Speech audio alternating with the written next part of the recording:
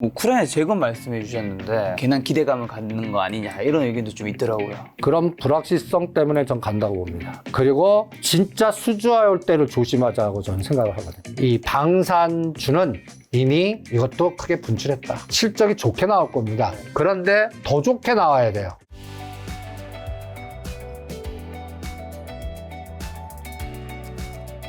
근데 아까 전에 그 우크라이나 재건 말씀해 주셨는데 이제 재건 관련해서 제가 들은 이야기 두 가지는 하나는 일단 우크라이나 뭐 러시아 전쟁이 언제 끝날지도 모르고 그 다음에 두 번째는 그 전쟁이 끝나고 이제 재건을 한다고 하더라도 그걸 우리 나라한테 안 줄 수도 있는데 괜한 기대감을 갖는 거 아니냐 이런 의견도 좀 있더라고요. 그런 불확실성 때문에 전 간다고 봅니다.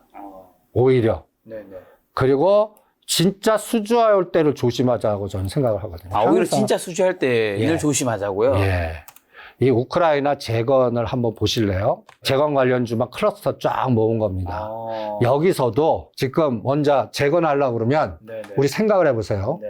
땅 파업하고 지뢰 제거하고 뭔가 갖다면서 또 긴급으로 모듈 주택 지어야 되고 이런 것들부터 움직이는데 먼저 현대건설 기계입니다. 네. 근데 얘는 올라가면 뚜드고 맞아요, 지금은. 이게 왜 그러냐? 올라간 진폭 한번 보세요. 벌써 이 우크라이나 재건 관련된 종목들도 연초 대비해서는요, 거의 100% 이상 올랐습니다. 벌써 그 어느 정도의 말씀하신 기대감이 반영됐다는 예. 건가요? 가장 무거운 두산인프라코, H 두산인프라코, 두산밥켓. 얘는 우크라이나뿐만 아니라 미국 밸류체인하고도 연결돼 있어요. 미국 공장 지으려면 땅 파고 흙 파고 그런 것들이 딱 두산밥켓, 현대건설기계, HD 두산인프라코. 그래프 다 똑같아요. 여기도 다 보시면 6, 7천 원짜리를 12,000원까지. 두산밥켓은 더합니다. 벌써 이쪽도 선도주가 나온 거예요. 선도주. 그러면 이제 다음 타자가 지금 그 모듈 주택 관련된 게 있어요. SY. 그거는 어떠한 테마가 있으면요. 이런 종목들을 한 번씩 돌려봅니다. 돌려봐요. 이렇게 클러스터가 있는 우크라이나 관련된 종목들 이렇게 해서 현대건설기계, 현대인프라코, SY. 그래서 이미 바닥에서 더블한 건 제외. 그러면 SY는 지금 진행하는 과정이라고 보고 또 지뢰 제거, 얘가 아직까지 못 갔고요. 그 다음에 굴삭기 관련해서 데모가 아직 올려놓고 지그재그만 나와요. 그래서 여기서는 상대 속도로 먼저 간 것일 때 후발주 순환만 나오는데 실제 수준은 저는 우리 나토 정상회담을 디데이를 잡아요. 이것도 이벤트 아닙니까? 나토 정상회담 가셔갖고 그냥 갔다 오실까요? 아니면은 내년 4월 달 10일이 총선이 있는데 저는 거기서 기대하는 게 웨스팅하우스 문제를 풀어갖고 원전을 수주해오나. 그리고 지금 이번에 우크라이나, 러시아도 푸틴, 또 프리고진 여러 가지 새로운 변수 들어와서 뭔가 빨리 끝날 것 같기도 하고 굉장히 더 연장되고 불확실성이 더 증폭되지 않았습니까? 쿠데타는 하루 만에 끝났지만, 푸틴의 지배력이나 지도력이나 이런 것들은 간단히 얘기해서 마이너스, 그렇죠. 불확실성은 더 커진 것 같고, 맞아요. 그러면 이번 나토 정상회담에서의 빅데이터가 저는 굉장히 중요할 것 같아요. 정상들이 모이지 않습니까? 그러면 간단히 예를 들어서 유럽의 의사결정의 책임자들하고 미국 우리 대통령하고 또 우리나라 대통령도 이제 업적으로 참가해서 뭔가 나올 거라고 봐요. 진짜 적극적 지원으로 갈 건지. 그걸 비행기가 들어가나 안 들어가나 볼래요. 즉 공중전에서 문제가 그러니까 비행기가 들어가면 이거는 러시아는 제가 생각하기에는 빨리 문을 빨리 조기 휴전으로 들어갈 거다라고 보거든요. 네. 그때쯤에 우리는 대통령께서 얼마나 우클릭해서 적극적으로 가고 있지 않습니까? 그런데 거기에서 반대급부를 뭔가 받아야 되는데 사우디 원탑 원희룡 국토부 장관은 뭔가 한 건을 하셨어요. 이 우크라이나 쪽에서 또 정상회담 쪽에서 뭔가 나오나를 저는 한전기술, G2파워 이런 종목 갖고 볼래요. 여기서 뭔가 푸는 문제가 나오면 이거는 또 하나의 또 새로운 에너지가 나올 수 있거든요. 그래서 저는 앞으로는 원전하고 우크라이나 재건 사우디 이게 다 해외 SOC 아닙니까? 네. 지금은 나쁜데 이것도 어떤 종목들은 또 중저가 건설은 부동산 PF 문제 있고요. 그런데 이거를 살릴 수 있는 거는 해외 수주변이 없거든요. 그게 하나씩 그리고 해외 수주 부분은 웬만하면 좋을 겁니다. 원전도 좋을 거고요. 네. 조단위. 그런 것들만 풀어주면 이게 또 거기서 대장은 저는 한전 기술로 봅니다. 한전 기술. 이것도 지금 보시면 여기서 한번 한 게임이 크게 나왔었지 않습니까? 그리고 지금은 뭔가 아직 안 믿는 거예요. 이걸 일봉으로 보시면 주봉인데 올려놓고 죽이면서 121선을 타고 가요. 요게 이제 7월 11일, 12일 날 요번에 요게 고점이 84,500원이거든요. 요걸 뚫었다는 얘기는 수주해, 폴란드든 체코든 수주했다는 얘기입니다. 웨스팅하우스가 딴지 거는 거를 지분으로 니네들 10% 줄게, 20% 줄게. 이게 내고가 됐다는 얘기고, 이게 이제 저는 바이든 정부가 뒤에서 힘썼다는 얘기고, 우리는 받아냈다는 얘기고. 그러면 뭔가 정부로서는 체면 치레를 했다는 얘기고, 여기서 뭔가 수주 안 하면 괜히 이용만 미국한테도 두들겨 맞아, 중국한테도 두들겨 맞아. 이게 검증해야 되거든요. 저는 이거 갖고 판단할래요. 그게 7월 중순입니다. 그래서 요런 거리가 있는 것들, 이런 게 수주하면 또 앞으로는 실적이 개선되지 않겠습니까? 그런 것들로 샘플 스터디에서 어떤 거는 하지 마, 어떤 거는 해. 이게 이제 제거법이죠. 전체 2,000 몇 개 넘는 거에서 그렇죠. 하지 마. 담는 게 있잖아요. 거기서 또 실적이 우상향 되거나 아니면 이런 모멘텀을 갖고 있거나 이런 거를 구분하다 보면 종목이 한 20, 30개로 압축이 됩니다. 예. 주식시장에는 이제 수많은 뭐 기사와 뉴스 여러 가지 이제 뭐 찌라시 같은 것도 있는데 어쨌든 대표님 말씀 제가 인터뷰에서 몇 번 들어보니까 주가가 움직이는지 안 움직이는지를 보고 좀 뭔가 판단하시는 부분들이 좀 굉장히 많은 것 같네요. 그렇게 움직이면 이제 그게 사실이라 판단하시고 뭐 틀렸다 판단하시고. 10년 전에는 저도 매크로를 신봉자였습니다. 네. 예. 지금은 신봉 안 해요. 10년 사이에 무슨 일이? 그냥 현장에 그냥 이런 망치 하나 들고 이런 농담사에서 어떠한 조선에서 이렇게 망치로 이렇게 땅땅 때리는 사람 있잖아요. 네. 저는 시장을 땅땅 때려갖고 어떤 변수가 땅 칠 때 어떻게 배열하나. 뭐 CPI가 땅 쳤는데 어떤 건 떨어지고 어떤 건 그때 올라가는 거를 실전에서 사듯이 시장의 현장의 샘플링을 미리 클러스터링을 미리 봅니다. 원전 관련된 거 우크라이나 샘플링을 미리 다 조사했지 않겠습니까? 그래서 그 이벤트가 딱 나와 결과가 딱 나왔어요.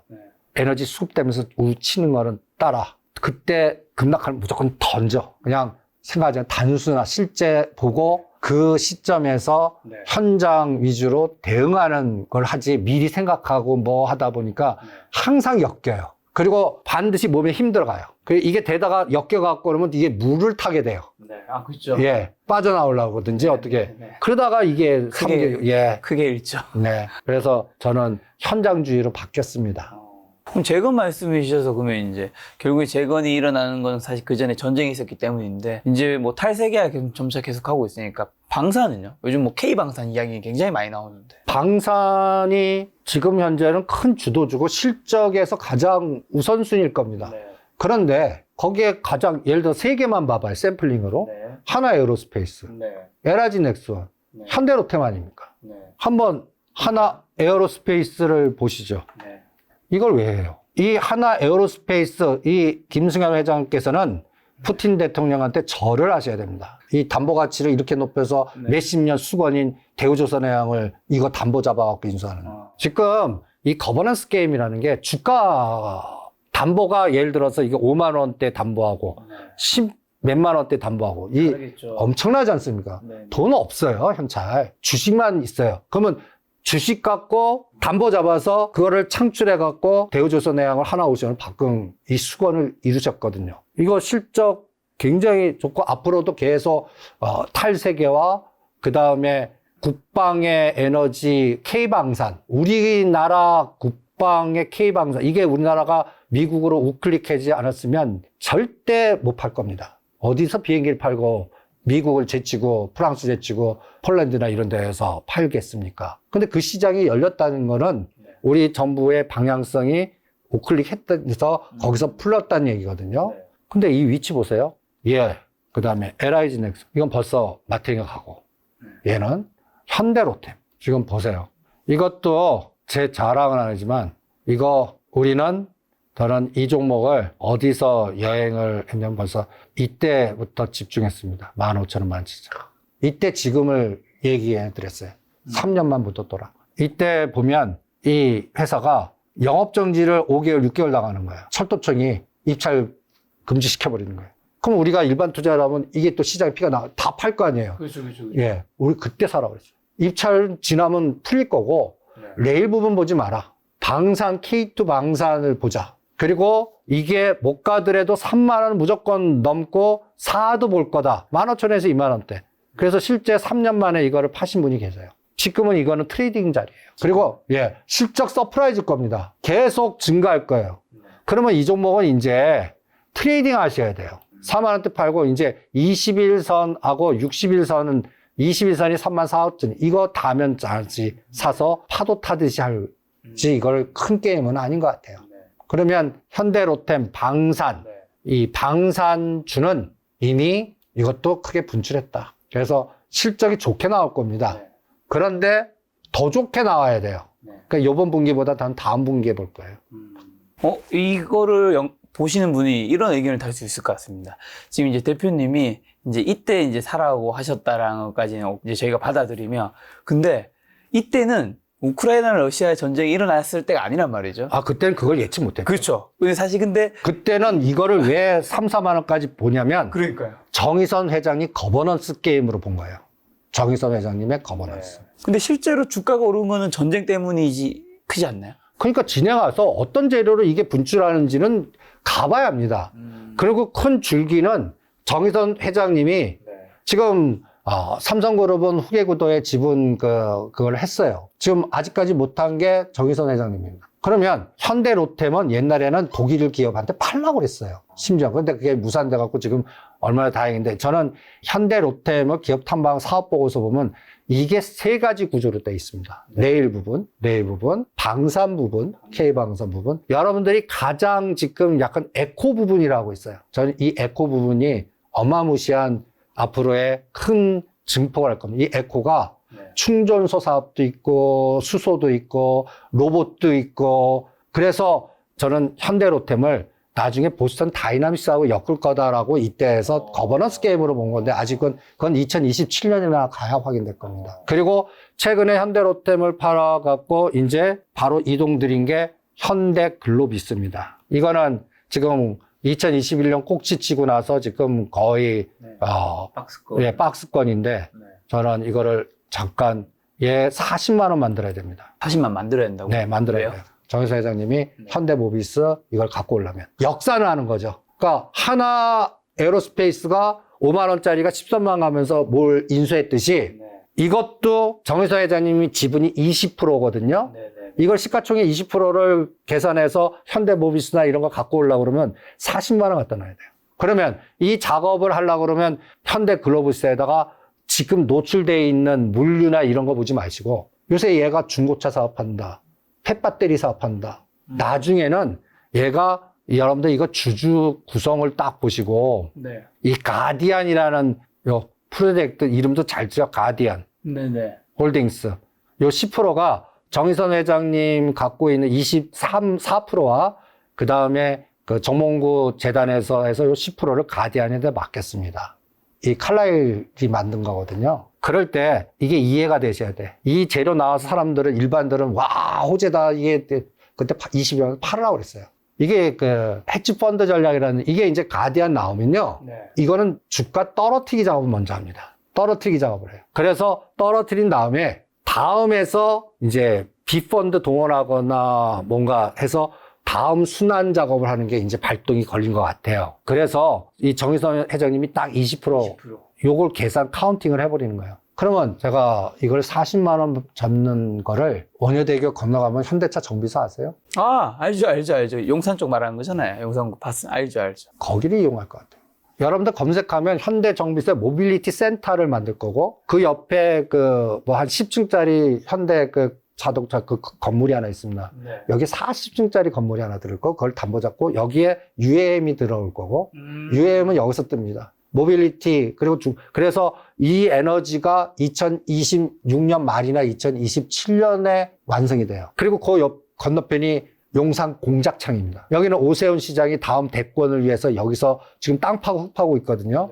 이 에너지와 여의도 에너지가 뭉쳤을 때 총선 대권용이라고 보거든요.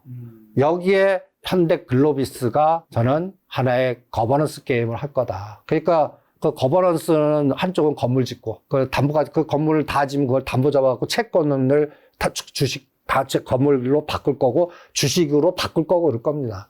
그 작업이 2027년 잡고 있습니다. 그때쯤 되면 보스턴 다이나믹스 나스닥 상장 시도를 하겠죠. 보스턴 다이나믹스도 정의선 회장님이 20% 갖고 있어요. 그래서 현대모비스 하지 말라고 그러는 겁니다. 갖고 와야 되거든요. 삼성물산 꼴라요. 그래서 삼성물산을 투자하신 분들은 지금 거의 10년 동안 7을 떠실 겁니다. 그래프 한번 보실래요? 이 대주주의 그 거버넌스 게임의 이 주가의 엮이면요. 여러분들 그 뭐라 그럴까요? 물량바지가 돼요. 이 팬데믹 수준과 이 난리 치는 때 이거 10만 원과 14만 원에서 갇혀 있는 거 보세요. 그리고 지금 또 바닥이에요. 현대모비스가 있고. 그러면 현대모비스는 언제 하냐? 이 정혜성 회장이 거버넌스 끝난 다음에. 그래서 지분으로 확보하신 다음에. 그때 하시죠. 이거는 좀 색다른 시각일 겁니다. 기업의 가치. 이거를 그 기업의 뭐 EPS나 이런 거 보면 저런 말도 되지 않는 그런 소리를 떠든다라고 그럴 거예요. 근데 제가 대주주의 탐욕이나 거버넌스가 저런 실전 매매에서는 가장 큰 정답이에요. 어느 건 올리고 어느 건 빼는 순서가 정해지거든요. 그게 굉장히 무서운 게임입니다. 그러니까 거버넌스 게임이 저는 제일 큰 에너지라고 봐요. 그것도 한번 참고를 한번 해보시죠. 네. 자, 그러면 반대쪽에 이제 많이 빠져서 좀 괜찮다고 보시는 건 아까 CJ, CGV 이런 데 해당되는 건가요? 그러니까 그룹 차원으로는 이제 롯데그룹 신용 강등된 거, 롯데지주 치떨 거 아니에요. 그런 것들. 이런 것들은 이제 부산의 백층까지 광복동에 질려다가 67층으로 내렸거든요. 얘가 언제쯤 이것도 부동산 PF예요. 그러니까 금년은 아직 아닌 것 같고, 이번에 7월에서 10월 사이에 금리 동결 2번 하면 그때쯤 아까 파이자 같이 그때 이제 롯데지주도 이제 머니게임이 나올 것 같은데 이것도 거버넌스 게임인데 이거는 신동희 회장이 호텔 롯데를 상장시킬 때 게임이 나올 겁니다. 그러면 롯데지주도 보시죠. 이거는 연봉으로 오시면 더 끔찍할 거예요. 7년 동안 박살을. 그러면 이때 지금 호텔 롯데 IPO 못 합니다. 옛날 박근혜 정부 때 요 12만 원대 하려다가 이게 또 안 돼갖고 그 다음에 심지어는 그 성주 골프장 두고 뭐 얄로비아도 안 돼서 또 성주 골프장 한 개 싸대 갖고 중국 완전히 한알령에서 직격탄 나갖고 완전히 이 모양 이 꼴이 된 거거든요. 네. 지금 우리가 지금 새로운 뭔가 전환되는 것이 미국과 관계도 있지만 일본하고 관계도 뭔가 새롭게 정립되거든요. 제가 586 세대는 일본 하면 정서가 나빠갖고 제가 일본을 한 번도 안 갔어요. 괜히 안 가게 돼요.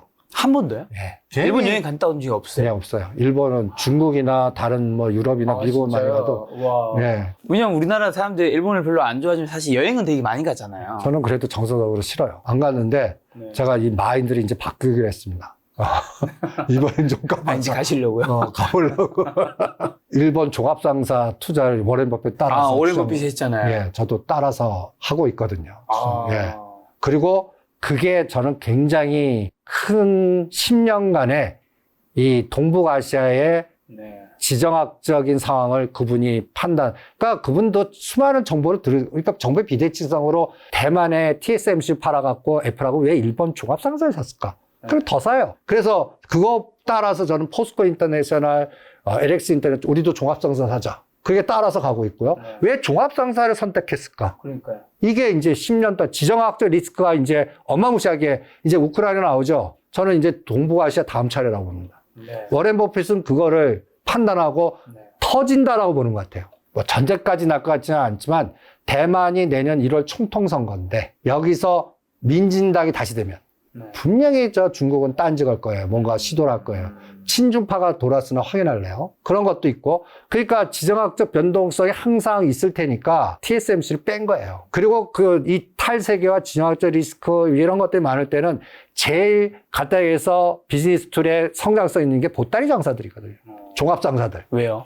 세계 효율성이 없어지는 거예요. 이 중복 투자하고 이쪽에 난 거 이쪽에 가면 막혀요. 그럼 내가 그 루트를 알거나 이게 있으면 이쪽 거 사서 이쪽으로 던질 수 있는 그런 것만 있으면 이 차익이 어마무시한 거예요. 그 세상이 되는 거고 종합상사가 그 거점을 잡은 특화된 이게 특허 기술하고 비슷해요. 그런 게 앞으로 10년을 성장할 거다라고 이분은 판단하신 거예요. 그럼 따라가야지. 그런 롯데지주 갔다가 이렇게 샜는데 그럼 LX 인터넷은 옛날 LG상사거든요.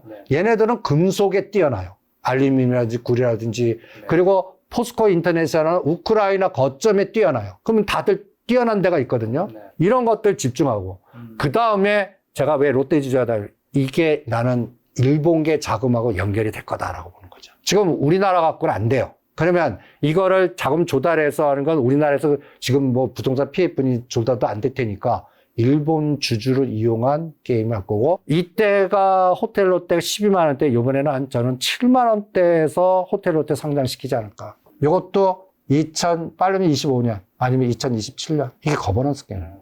그러면 워렌 버핏이 일본의 종합상사 산 것처럼 일본에 있는 종합상사를 사는 방법도 있잖아요. 그것도 했죠. 그러니까 미국 이제 서학개미에서 일본 이걸 설개미라고 그래야 되나? 네네. 일본이 저는 그것도 종합상사. 다른 거 말고 종합상사. 한국에도 종합상사 방금 언급하신 두 회사는 포스코 인터내셔널, LX 인터내셔널. 근데 포스코 인터내셔널 단기적인 넘어 올라서 팔아갖고 밑으로 내리라고 했습니다. LX 인터내셔널, GS 글로벌로. 그리고 현대 코퍼레이션. 현대 코퍼레이션이 단기적으로는 저는 또 제일 좋아 보이는 게 이것도 간단히 예를 들어서 현대 그룹의 현대 중업이든 현대차든 다 세계적인 굴삭기든 자동차든 배든 글로벌 마케팅하는 기업이에요. 현대 코퍼레이션. 이런 종합상사 관련된 기업들을 사는 게 시스템 반도체 사는 것보다 나을 거예요. 요즘에 그럼 핫한 또 키워드 중 하나인 AI랑 로봇 쪽으로 좀 어떻게 보시나요? 그러니까 로봇도 그 테마에 로봇을 누르면 두 가지 물주기가 나옵니다. 하나는 알고리즘, 인공지능 AI 알고리즘. 그렇죠. 또 하나는 진짜 뭐 물류 로봇, 뭐 소음 갖고 있는 거, 같은 수술용 로봇, 이런 로봇. 그러면 그러니까 로봇에서 제일 먼저 저는 여기 딱 보시면 한번 로봇도 한번 돌려보겠습니다. 제일 먼저 급등한 게 레인보우 로보틱스입니다. 이게 삼성이 뭐 M&A. 그런데 얘는 벌써 매출단이 안 나오니까 고점이 금년 3월 달에 찍었어요. 작년 연말 연초부터 이게 또 보면 3만 원짜리를 15만 원에 5배로 올려놓고, 근데 얘는 매출이 안 나와요. 이게 이쪽 연결고리가 로보티즈, 로봇스타 뭐 이런 쪽들이에요. 그게 거하니까 이제는 시스템을 갖다 해서 루닛, 뷰노. 루닛도 이게 로봇이라기보다는 인공지능 사진 찍어서 학습해갖고 거기에 그게 이 사람이 새로운 진단 딱 들어오면 이게 폐암 몇 기다 뭐다 해갖고 한 거거든요. 루닛이 이게 3월 달에 고점이죠. 루닛을 눌러보십시오. 3월 달에 한번 보시죠. 3월 달에. 시작도 아직 안 했어요. 그래서 이게 루닛과 뷰노로 간 거예요. 그러면 이제는 이게 뭐냐면 수술용 로봇으로 가는 것 같아요. 이제는 팔다리 있고 수술해서 막 기계가 있는, 아니면 피부 기구들. 나는 이제 이쪽으로 볼래요, 로봇은. 그러면 그쪽이 코렉스. 그 다음에, 근데 코렉스도 보시면 큐렉소, 이 수술용 로봇이거든요. 이것도 한 단계 올려놓고 눌림목 주고, 이게 이제, 상대 속도상으로 루닛이나 뷰노가 너무 급등하니까 다음 타자다 하고 따라가는 종목 같아요. 거래량 실리는 거 보세요. 1년 중에 최대 거래량 실리거든요. 요거는 이제 저는 16,000원 눌림목대나 사겠습니다. 근데 여기에 또 고용이라고 있어요. 아직 밑에서 발동을 아직 안 건. 이것도 다 로봇주입니다. 그러니까 로봇주도 매출단이 먼저 나오는 로봇스타, 로보티즈, 레인보우 로보틱스 게임 다음에 알고리즘이 간 거예요. 그 다음에 이제는 수술용 로봇이 갔어요. 그럼 수술용 로봇에서 키 맞추기 하다가 이제 저는 스마트 공장, 스마트 시티, 스마트 플랫폼 이런 것들을 서서 이동하지 않을까. 여기도 뺑뺑이 돌릴 것 같아요. 그래도 이쪽이 더 먹을 게 있어요. 반도체보다. 이런 것들을 들여다보는 게 어떻겠나. 한창 뜨거웠다가 요즘에는 조정받았다가 좀 그래도 좀 어느 정도 반등한 2차전지 섹터는 이제는 어떻게 보시나요? 그쪽도 안 해요. 2차 전지도. 에코프로 BM 그냥 그 롱숏에 이제 이용당하는 것 같고. 그나마 그쪽에서 남아있는 게 전고체 정도? 그래서 SK 아이테크놀로지, 그 다음에 뭐 A프로, TSI, 그 다음에 CIS 뭐 이런 몇 가지 종목 섹터들이 있어요. 그거로 조금 뭐 순환 매매 정도인데 이거는 에코프로, 에어프로 이게 무너지면 이것도 안 되거든요. 그러니까 트레이딩 감각이지 아까 얘기한 뭐 수술용 로봇이나 우크라이나 재건이나 오히려 역발상 전략의 바이오나 이런 것보다 못할 것 같아요. 거버넌스 게임, 현대차 그룹의 거버넌스 게임보다 못할 것 같거든요. 그러니까 우선순위에서는 약간 밀려요. 그런 것들은 전 전고체만 봅니다. 2차 전지에서는.